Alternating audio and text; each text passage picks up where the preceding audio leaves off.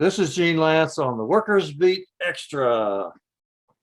We're starting Black History Month, and we were fortunate to be able to get Amber Sims.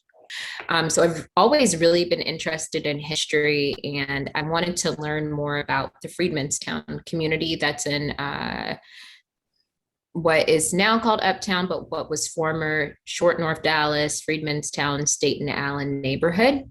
And so I just began to dig in and do some research and found some really interesting history that I didn't know before, Steve. And you made a bunch of headlines this week Mm-hmm. because you discovered the site of the first Black high school from Dallas. What was the Mm-hmm. name of that school? Yeah, so the school originally was called Dallas Colored High School, pretty simply back then. Schools actually weren't named, they were numbered. And so, for example, it'd be school number one, and then for the Black schools, it'd be colored school number one, etc. And so the first Black colored high school was built in the year 1892. And the school then turned over to become BF Durrell, which operated as a middle school and an elementary school until 1969. So, who was Mr. Durrell or Mrs. Durrell? Yeah, so Mr. His name was a lot of folks I noticed went by initials back then. His name was Benjamin Franklin Durrell. And he actually went to Fisk University in Tennessee and came to Dallas and became a longtime educator.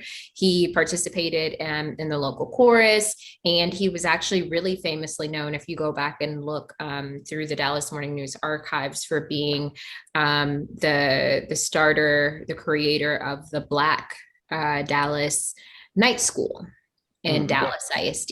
And so he really advocated for education because you have to think when he was here, it was still people that were formerly enslaved, and the illiteracy rate in general, and especially among African Americans at the time, was really high. And so he worked for a long time on the night school.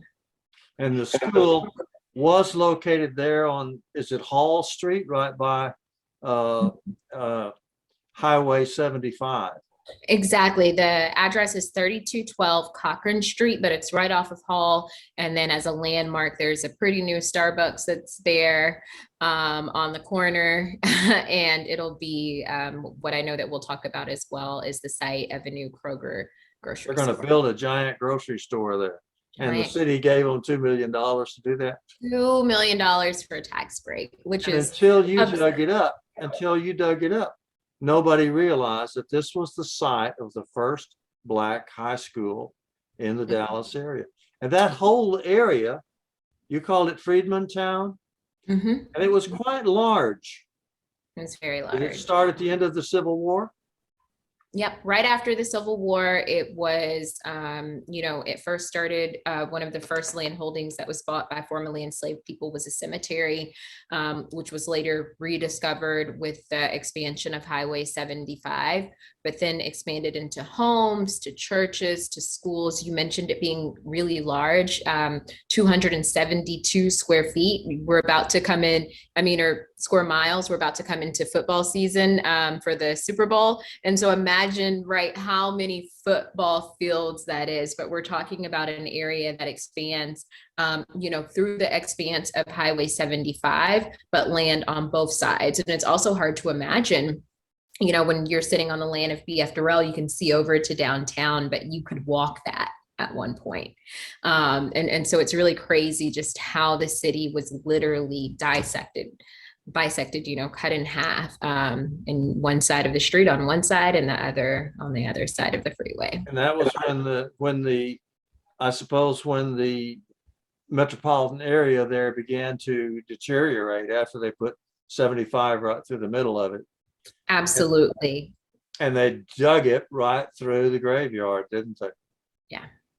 And And one of the things that I don't think that people really realize is that they knew that the graveyard was there during the first iteration of the freeway, but it just didn't make as much fuss until the 80s when because there was the civil rights movement wasn't as prominent when they exactly. first built Highway 75.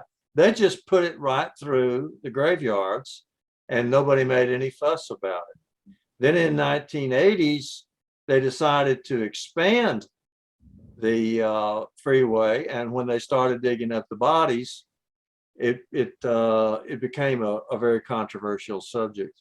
Mhm.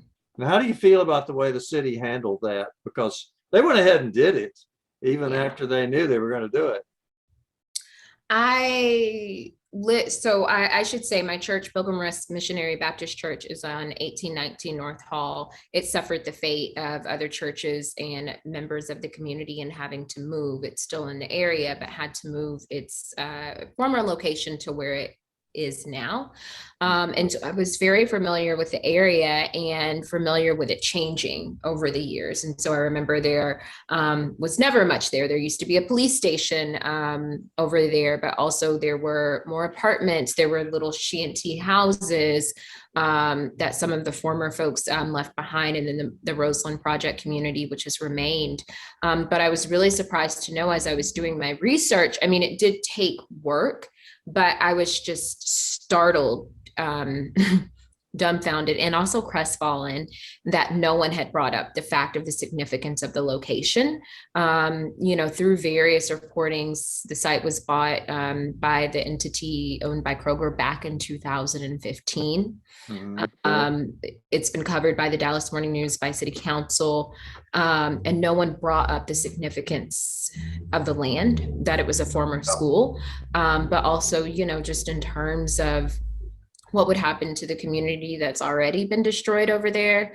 But also this tax break, you think about $2 million, and that's a lot of money. And not to mention that the city of Dallas is undergoing a new racial equity housing policy and really trying to put some practices in place to create more equitable housing policies. And this honestly just seems like a bad way to start.